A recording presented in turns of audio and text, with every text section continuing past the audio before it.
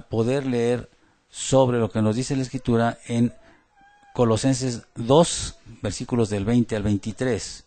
Estamos muy a punto de terminar este capítulo y ahora vamos a tratar de entender lo que es el ascetismo. Dice la Escritura, pues habéis muerto con Cristo en cuanto a los rudimentos del mundo. ¿Por qué, como si vivierais en el mundo, os sometéis a preceptos tales como no manejes, ni gustes, ni aun toques, en conformidad con mandamientos y doctrinas de hombres, cosas que todas se destruyen con el uso? Tales cosas tienen a la verdad cierta reputación de sabiduría, en culto voluntario y en humildad, y en duro trato del cuerpo, pero no tienen valor alguno contra los apetitos de la carne. Aquí estamos dividiendo todavía esto en dos secciones que a su vez van a dividirse en 4 partes. En principio vamos a hablar del ascetismo como un total. Y aquí vemos nosotros cómo los falsos maestros estaban tratando de restringir la vida del creyente por medio de las reglas. Y en el versículo 18 nos habla del culto a los ángeles, que ya hablamos la semana pasada. En este culto a los ángeles no nos habla gran cosa de ellos, pero sí los falsos maestros y otras personas tratan de intimidar al creyente, haciéndole pensar que hay cosas más importantes o de más impacto que Dios mismo, y nos dan mensajes que muchas veces ellos han recibido de parte de estos seres celestiales. Habría que pensar cuál es el origen de estos seres celestiales, porque no todos los seres celestiales son de Dios, en el sentido de están no todos en el cielo. Recuerden ustedes que una tercera parte de los ángeles se fue con Satanás, su líder, y 2/3 quedaron fieles a Dios. ¿Quiénes son los ángeles que están actuando en este mundo, que están provocando todo este tipo de equivocaciones en la gente? Imagínense ustedes, Jeremías 17:9, ya lo hemos oído muchas veces, nos habla que el corazón del hombre es perverso. Eso no nos queda ni la menor duda, y es perverso desde que nace. Hemos hablado de la perversión total del hombre, una corrupción completa que no le llega a llevar a hacer todo lo que puede hacer. O sea, no todo mundo es un soldado de Hitler en la Segunda Guerra Mundial, ni todo mundo es un drogado que vaya hasta lo más terrible de la drogadicción, ni todo mundo es un alcohólico que vaya a lo más terrible del alcoholismo, pero todos tenemos esas posibles tendencias en nuestras vidas. Todos. Yo quiero recordarles un poco que las personas que estaban en las filas del ejército de Hitler originalmente no eran ni asesinos, ni matones, ni desgraciados que odiaran al pueblo judío. Eran gente común y corriente, eran panaderos, eran sastres, eran trabajadores, eran burócratas, eran gente común y corriente como cada uno de nosotros. Pero en cuanto entró la locura de este hombre, y ellos la creyeron, se transformaron en lo que realmente es el hombre. Yo les he insistido mucho que vean la película esta de El Señor de las Moscas. El que la haya podido ver, qué bueno. El que no la haya podido ver, revísela. Nada más que es para adultos. Es muy duro. Bueno, los jóvenes pueden verlo con compañía de sus adultos para que puedan verla. El Señor de las Moscas. Ya es una película vieja. Es una película vieja. Pero te revela la forma de ser del hombre sin Dios. Ahora, si los hombres tienen un corazón perverso, si una persona tiene malas intenciones guiada por un maestro como Satanás, ¿en dónde está la maldad de aquel que guía? No tiene límites. ¿Nos damos cuenta? Si consideramos nosotros que la ley de Dios es también una serie de preceptos que tenían como objetivo, fíjense bien, la razón de existir de la ley era mostrarle al hombre la santidad de Dios. Porque Dios es perfecto.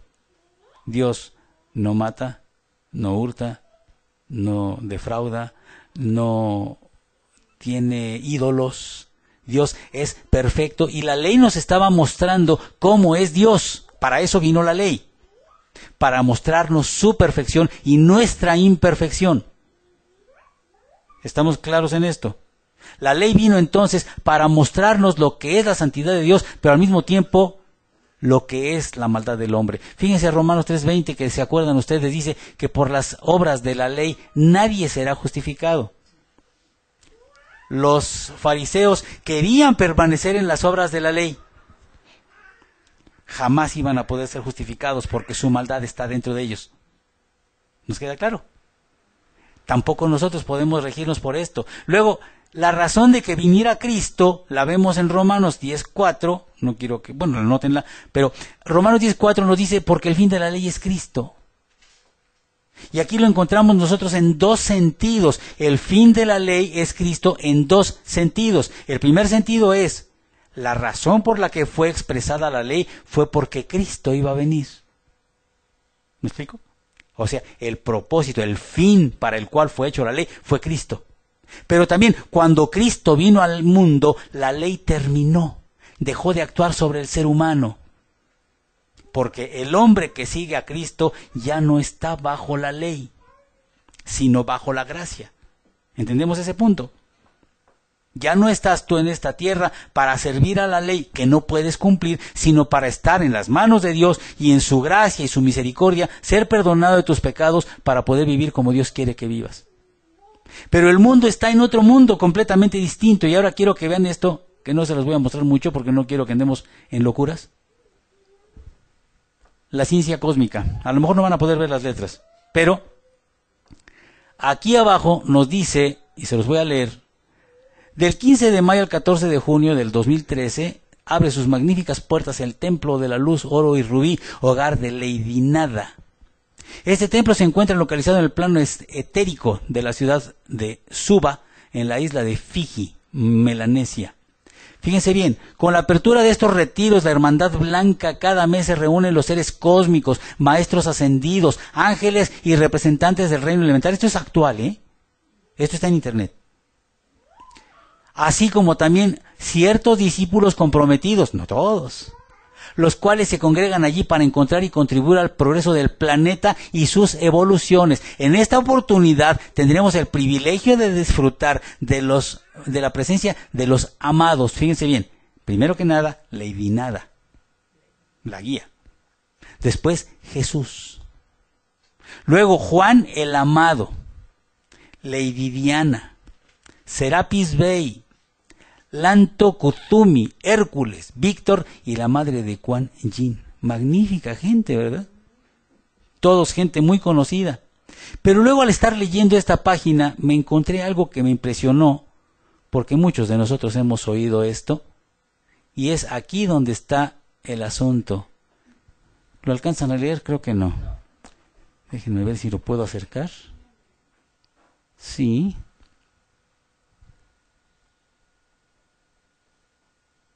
Aquí.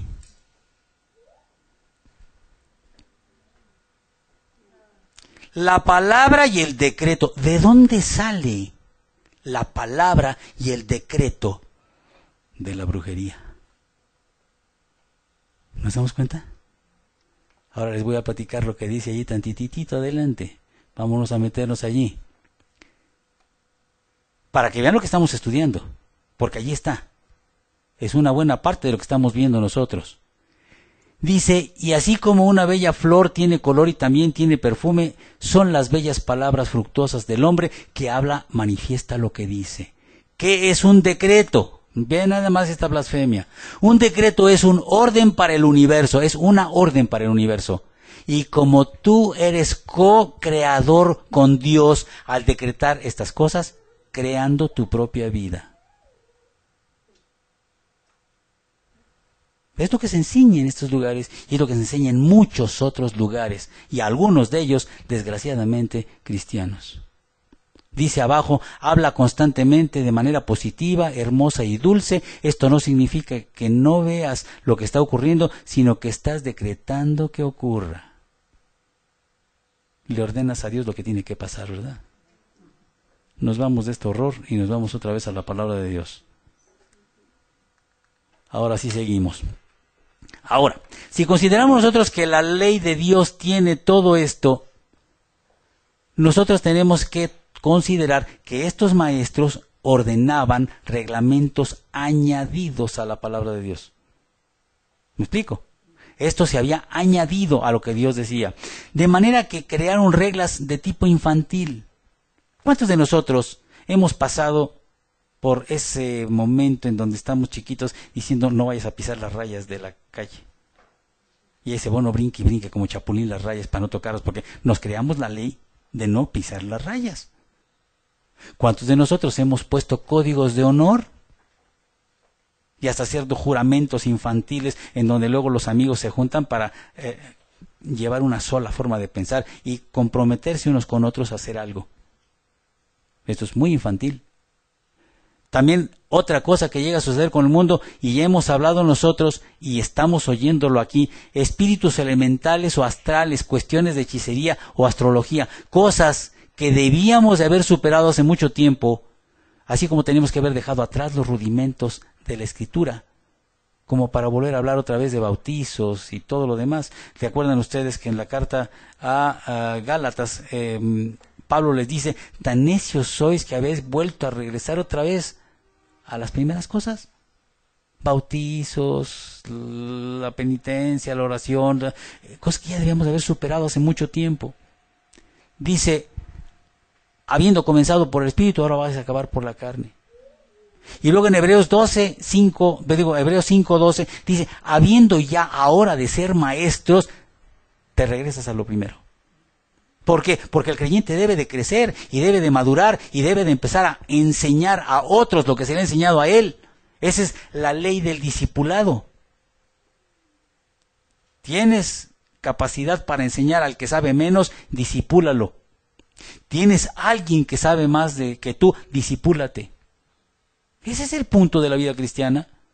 Ahora, dice la Escritura, lo que nos habla una de nuestras divisiones, ahora vamos a ver en esta ocasión 4 puntos que sería morir con Cristo, dejar los rudimentos, dejar al mundo y dejar las reglas. ¿Por qué? Porque Dios así nos lo ha mandado en la palabra. Dice la Escritura, pues si habéis muerto con Cristo, existe ahora una proposición en la Escritura que nos lleva a entender que ahora cómo nosotros debemos de vivir. En este versículo estamos resumiendo prácticamente todo lo que hemos visto en los versículos del 2 al actual, al 18. Pablo ha establecido primero en Colosenses que han muerto en Cristo, versículos 2 al 13, en el mismo estamos en el capítulo 2, versículos 11 al 13, ahora dice, si habéis muerto con Cristo, y el apóstol da por sentado que el creyente ha muerto. Todavía lo repite en el capítulo 3, versículo 3, porque habéis muerto. O sea, ya no nada más está diciendo si habéis muerto, sino porque habéis muerto. Y luego, pasando a los siguientes versículos, enseña que los principios elementales del mundo se oponen a Cristo y no tienen, fíjense bien, no tienen autoridad sobre los creyentes. Lo que dicen en el mundo no tiene autoridad sobre nosotros. No pueden ordenarnos cosas que nadie, ni Cristo mismo, jamás puso como ley para ningún creyente.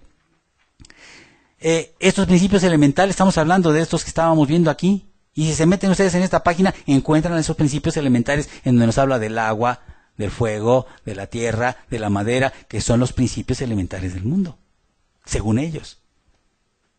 Y volvemos otra vez a los rudimentos de estos hombres, porque a eso nos meten. Y luego dice Pablo, que nos ha advertido también en el versículo 16, a dejarse dominar por ordenanzas acerca de comida y bebida. Ya lo vimos la semana pasada. Así es que, ¿por qué os sometéis a preceptos tales como no manipuléis, ni gustéis, ni toquéis? Los judíos tienen su comida kosher y no pueden tocar nada que no esté allí, cuando Cristo ya hizo todo limpio. Cuando Dios creó todo limpio y no había nada impuro cuando Él lo creó. Y luego además se nos da la oportunidad de que habiendo hecho Cristo todo limpio, Pedro también lo recibe, ¿se acuerdan ustedes? Cuando baja aquella manta le dice, Padre, Pedro, mata y come. Y el Señor, yo nunca he tocado nada impuro. Lo que Dios ha creado puro, tú no lo llames impuro. Enseñándole que debía de comer todo. ¿Por qué? Porque se iba a empezar a juntar con gentiles.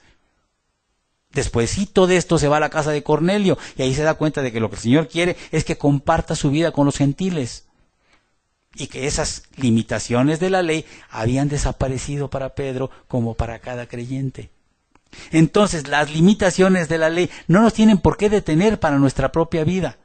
No tenemos por qué pensar que si te vas a poner un velo, no te vas a poner un velo. Si te vas a pintar la cara, no te la vas a pintar. Si vas a usar falda o pantalón. Esas son limitaciones que el mundo impone, pero que no están en la ley de Dios.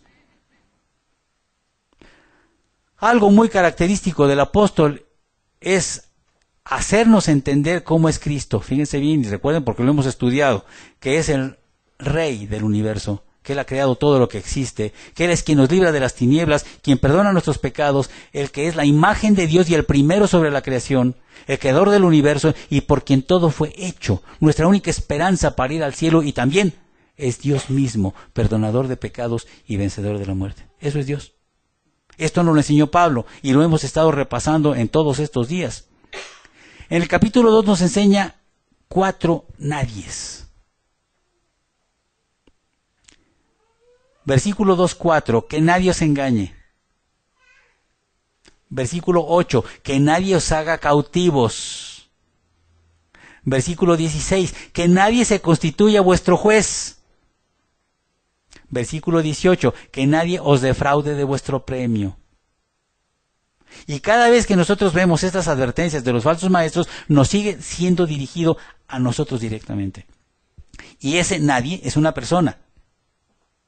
Porque cuando nosotros lo vemos en el griego, es el objeto, es la persona de quien se habla. Nadie. O sea, el falso maestro. Que nadie os engañe, que nadie os haga cautivos, que nadie se constituya en vuestro juez, que nadie os defraude de vuestro premio, que nadie te robe tu premio en Dios.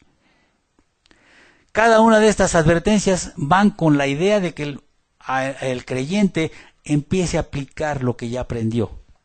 Y aquí tenemos otros versículos que nos van poniendo lo que estamos viendo ahorita. Si habéis muerto en Cristo, versículo 20. Si habéis resucitado con Cristo, capítulo 3:1.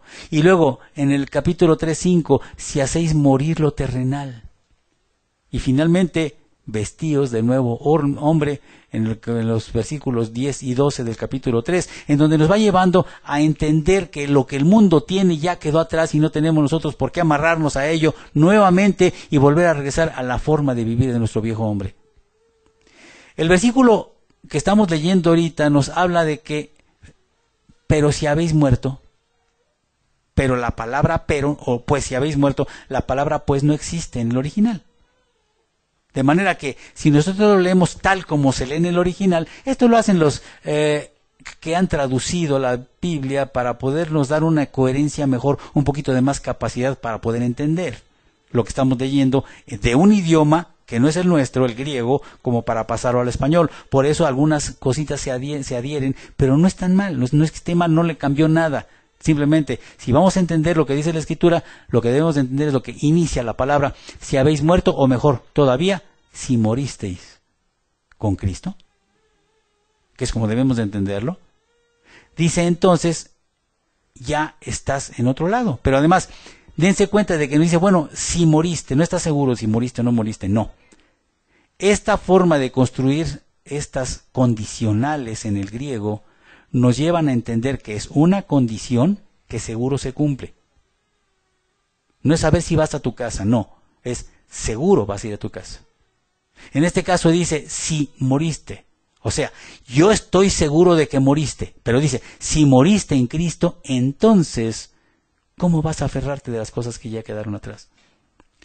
Es como si tú, me acuerdo de un chiste de un loquito, que tenía un martillo en sus manos y se daba contra los pies, paz, y se pegaba. Y le dice, oye, estás loco, ¿por qué estás pegando los pies? ¿Por qué estás haciendo eso? Y dice, pues mira, sí me duele, pero miras qué rico siento cuando me dejo de pegar. Así estamos. Duro y duro y duro contra nosotros mismos, con los reglamentos del mundo, cuando lo que el mundo y el Señor nos pide es no te amarres a ellos. Ah, pero tomas tu martillo y te vuelves a dar en los pies. En eso tenemos que entender las cosas. Cosas como las que ya hemos tratado. ¿Se acuerdan ustedes cómo se trata la Navidad, la Semana Santa, los muertos, Halloween? Tantas cosas que se han explicado y que se tienen que volver a explicar porque de repente se nos olvida y queremos volver a atarnos a ellas. Entonces ya no queremos que participar de la Navidad porque si pones el arbolito allí en las lucecitas, hay quién sabe qué cosas que se aparecen y se puede ver hasta azufre y cosas por el estilo. Oh, sí, porque es lo que te enseñan. Pero ¿quién lo dijo? ¿Dónde está en la Escritura? Rudimentos. Mandamientos de hombres. Hace rato estaba expresando Vanessa sobre el hecho de que si la mujer se debe cubrir, no se debe cubrir la cabeza. Y les explicaba yo que dentro de los que viven la ley, O sea, dentro de aquellos que ya se están poniendo otra vez sus talís y sus chivas sobre los brazos y su cuadrito de madera en la cabeza, están queriendo vivir de nuevo en la ley. Pero el que vive en la ley se condena solo, porque nadie puede cumplir la ley. ¿Cómo quieren otra vez volver a atarse a esto? Ellos se están condenando a sí mismos. Y no lo saben, porque el falso maestro que lo está llevando no les está explicando todo esto. Fíjense cómo, y es maravilloso la forma en lo que estamos viendo ahorita, se explica en otro lado. Aquí hay un principio que hemos tratado también en otras ocasiones, de una palabra rara en latín, pero se llama analogia scriptura. Lo que dice una parte de la Escritura se explica en otra parte de la Escritura, de manera que no necesitamos ningún otro libro para entender lo que dice la Biblia.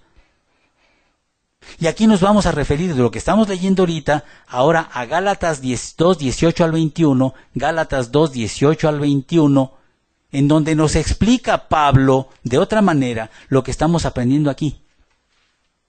Gálatas 2, 18 al 21 dice, porque si las cosas que destruí, las mismas vuelvo a edificar, transgresor me hago. ¿Queda claro?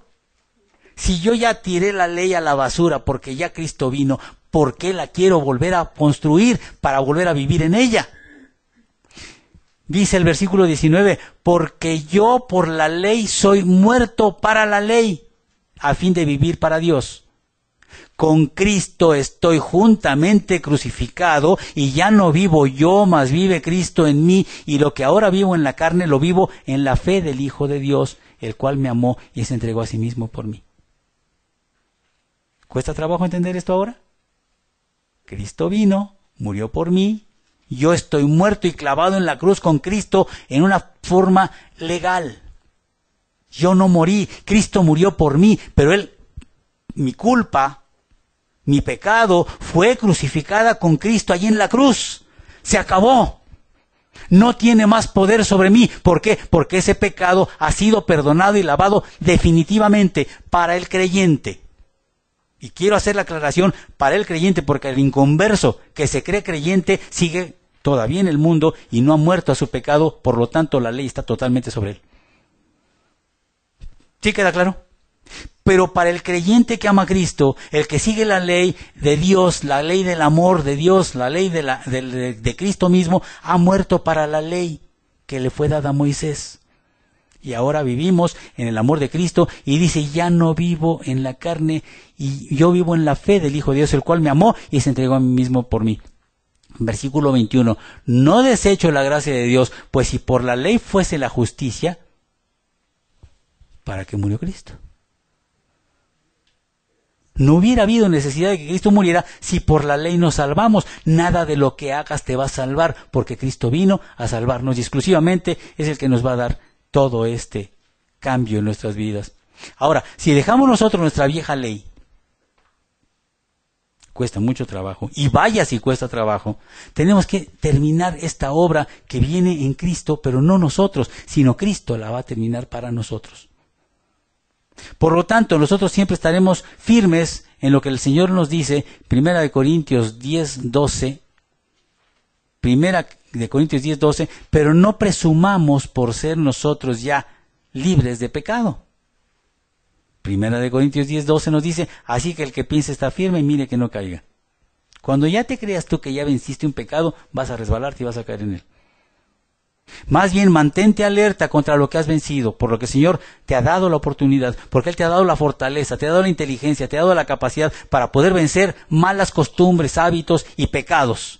Es por Él que hemos logrado sacarlos adelante. Pero entonces no te fíes de tu propia naturaleza, ni creas que porque Cristo ya te permitió salir de un pecado, no vas a resbalarte y vas a volver a caer en él. Al contrario, ponte alerta para no volver a caer.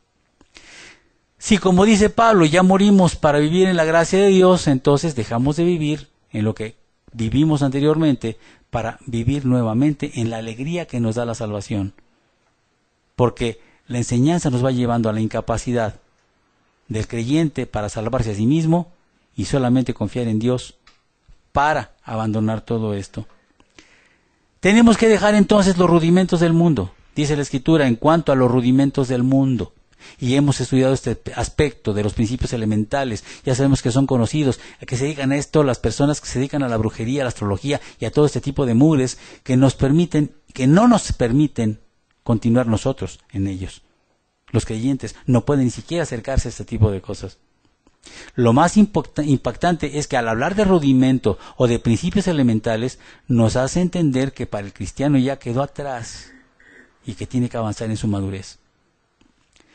Aquí es nuevamente importante, Hechos 19:19. Está hablándonos de aquellos hombres que vivieron en el tiempo de la iglesia primitiva y se dieron cuenta de que lo que Pablo les estaba hablando les había hecho romper con el mundo. ¿Y qué hicieron? Dice, asimismo muchos de los que habían practicado la magia trajeron los libros y los quemaron delante de todos, y hecha la cuenta de su precio hallaron que eran 50,000 piezas de plata. ¿Se darán cuenta ustedes de cuánto dinero es eso? Son millones de pesos. Millones de pesos que la gente común de entonces había gastado para comprarse esos libros, porque los libros eran carísimos. Y gastaban su dinero, no les importaba, para ir a comprar esas mugres. ¿Y el mundo qué hace ahora? Ahora tal vez no vaya a comprar libros de brujería, pero sí se ata a su televisión, se ata a sus gadgets, se ata a sus partidos de fútbol y se habla a todo lo que nos separa de Dios. Y no quiero decir que no disfrutemos de veces en cuando de un deporte, de un partido, de un campeonato, de leer un libro en el mundo. No tenemos, al contrario, es deseable que nos cultivemos, pero que no nos quite esto nuestro tiempo en Cristo. Por eso es importante lo que dice la Escritura, y aquí la carrera que nosotros tenemos que llevar es a la que tenemos que llevarnos definitivamente junto a esto. Gálatas 4 del 9 al 11. Gálatas 4 del 9 al 11 dice, pero ahora que conocéis a Dios, o más bien, que sois conocidos por Dios, ¿cómo es que os volvéis otra vez a las cosas débiles, inútiles y elementales a las cuales deseáis volver y estáis esclavizados de nuevo? ¿Observáis los días, los meses, las estaciones del año? Temo por vosotros, quizá haya trabajado en vano. Pablo estaba triste por ver a los Gálatas prendidos de cosas en las que ya debían de haber dejado. Y da tristeza a veces que alguien que nosotros a veces vemos alrededor nuestro dentro de la iglesia esté nuevamente cayendo en estas cosas. Fíjense bien lo que dice Gálatas 6:14, allí mismito. Pero jamás acontezca que yo me gloríe, sino en la cruz de nuestro Señor Jesucristo, el cual el mundo ha sido crucificado para mí y yo para el mundo. No seamos como aquel que ha estado 20 años en la cárcel atado y después cuando le dan su libertad se mete a la cárcel y cierra la puerta porque ya no quiere estar libre. Eso pasa. Cuando una persona está atada de esta manera en su vida de pecado, como aquel que ha estado 20 años de condena en la cárcel, ya no quiere enfrentar al mundo, prefiere quedarse en su covacha. Cuando el Señor lo que nos ha mandado es capacitarnos para ser soldados de Cristo y de allí salir nuevamente a luchar por la vida de nuestros hermanos y aquellos que están esperando que un día se les predique la palabra. Dejemos todas esas cosas atrás. Apartémonos de todas estas cosas que un día tuvimos en nuestras vidas como importantes, pero que ya no sirven para nada, puesto que nos hemos dado cuenta de que eso ya pasó.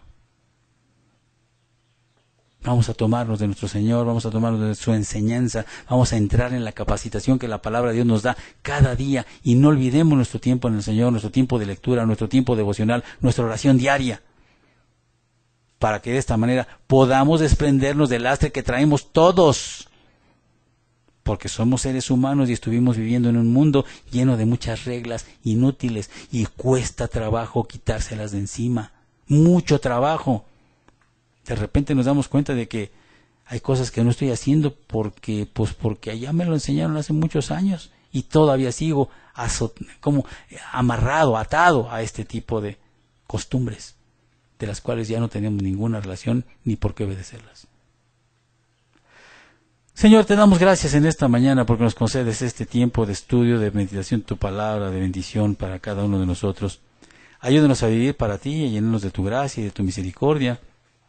Te pedimos, Señor, para que nos des la oportunidad de servirte, de bendecirte y de alabarte, para darte gracias por todo lo que nos das, nuestra salud, nuestra familia, nuestro trabajo, las personas que están alrededor nuestro, el trabajo que nos has dado para vivir en ti.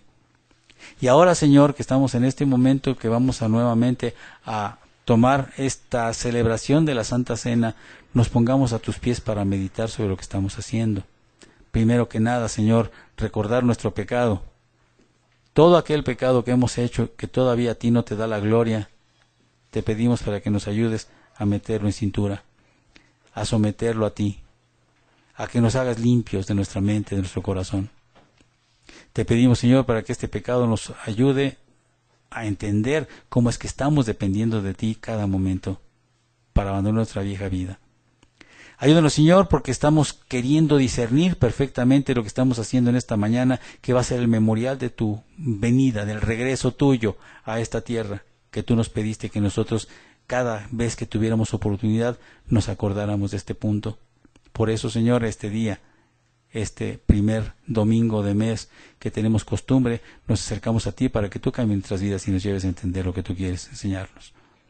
Limpia mi corazón, Señor, de toda mala obra, de mala palabra, de malos pensamientos, de aquellas cosas que debiendo de haber hecho no hice.